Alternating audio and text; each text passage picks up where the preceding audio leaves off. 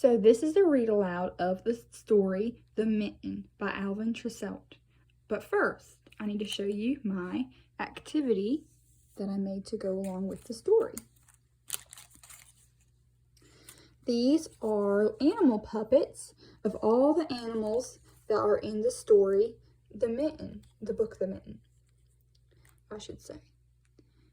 What I did was I printed off the animals, I colored them, I cut them out, and then I laminated them and taped them to popsicle sticks as little puppets. And I laminated them so that they would be more durable.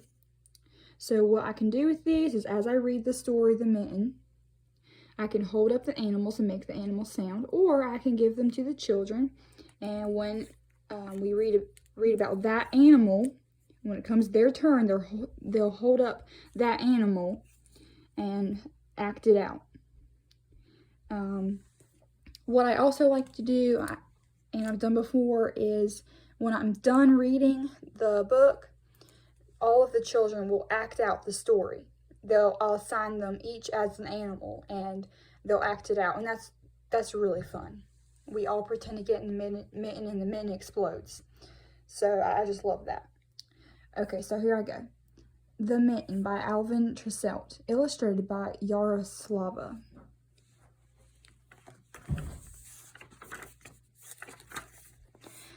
This is an old Ukrainian folk tale retold by Alvin Tresselt. So he didn't make the story up. It was already a story. He's just retelling it. And it was also published by, that font's hard to read, but I'll do my best, Lothrop Lee and Shepherd Company Incorporation, New York. All right, I'll turn it this way.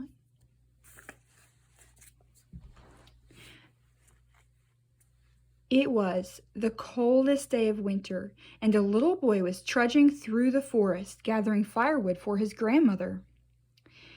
"Bring back all you can find," the old woman had said, as she sat knitting a pair of mittens. "The north wind blows cold, and we must have a good fire to keep us warm." All morning the boy worked, picking up sticks, until his sled was well loaded. Then a very strange thing happened. Just as he picked up the last stick, he dropped one of his mittens in the snow. Now, how a boy could do this on the coldest day of winter, I'll never know, but that's the way my grandfather tells the story. Off he went with his load of wood, and the mitten was left lying on a snowdrift. As soon as he was out of sight, a little mouse came scurrying through the woods.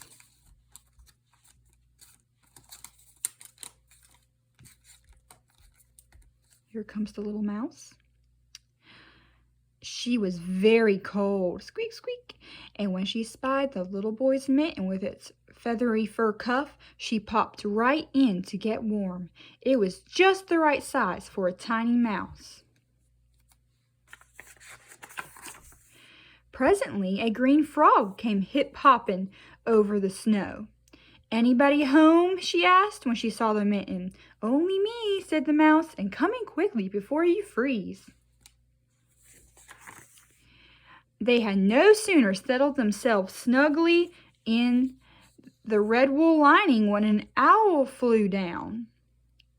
"May I join you in that lovely mitten?" he asked. "If you mind your manners," replied the mouse, for owls always made her nervous. "And don't wiggle around too much," added the frog, "because it's a bit tight in here." It wasn't long before a rabbit came down the forest path.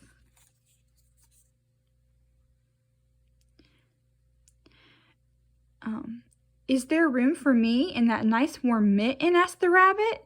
"It's awfully cold out here." "Not much space left," said the mouse and the frog and the owl, "but come in, we'll see what we can do."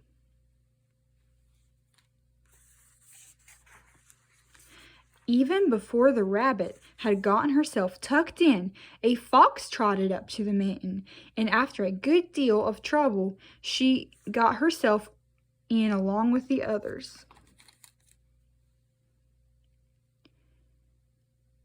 The mouse was beginning to think maybe she shouldn't have been so generous, but with the bitter cold outside, what could she do?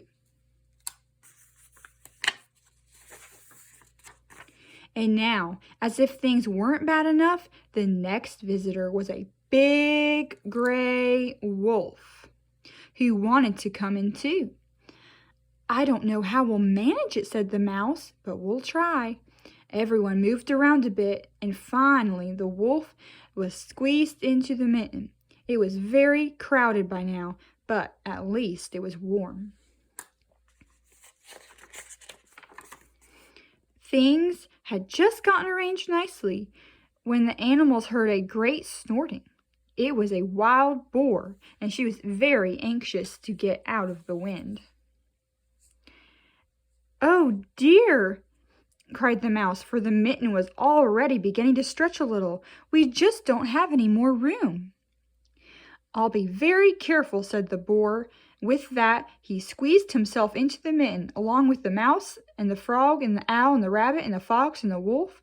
I know this is so because my grandfather told me.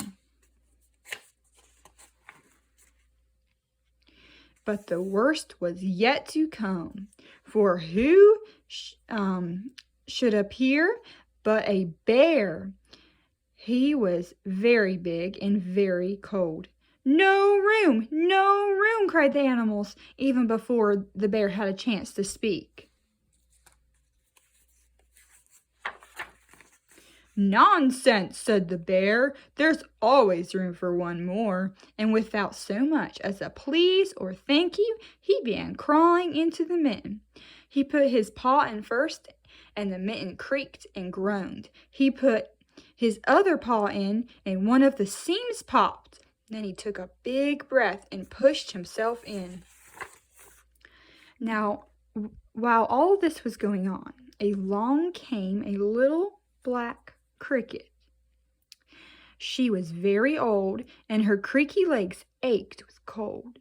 When she saw the mitten, she said to herself, "Now that looks like a nice warm place. I'll just hop over and see if I can squeeze in too."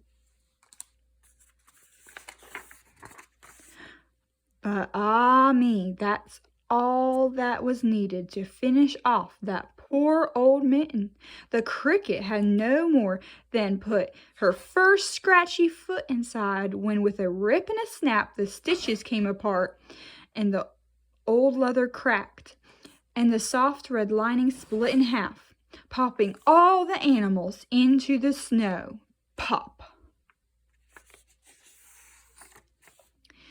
Well, at this very moment, the little boy discovered that he had only one mitten, so back he went to see where he might have dropped the other one. But all he could find were the ripped apart pieces, and he thought he saw a little mouse scurrying away with a bit of red wool perched on her head. It looked very much like the lining from the thumb of his missing mitten. "Oh well," said the boy, as he snuggled his cold hand inside his coat. "My grandmother will surely have my new mittens finished by now." Then he hurried home with the north wind nipping at his cheeks.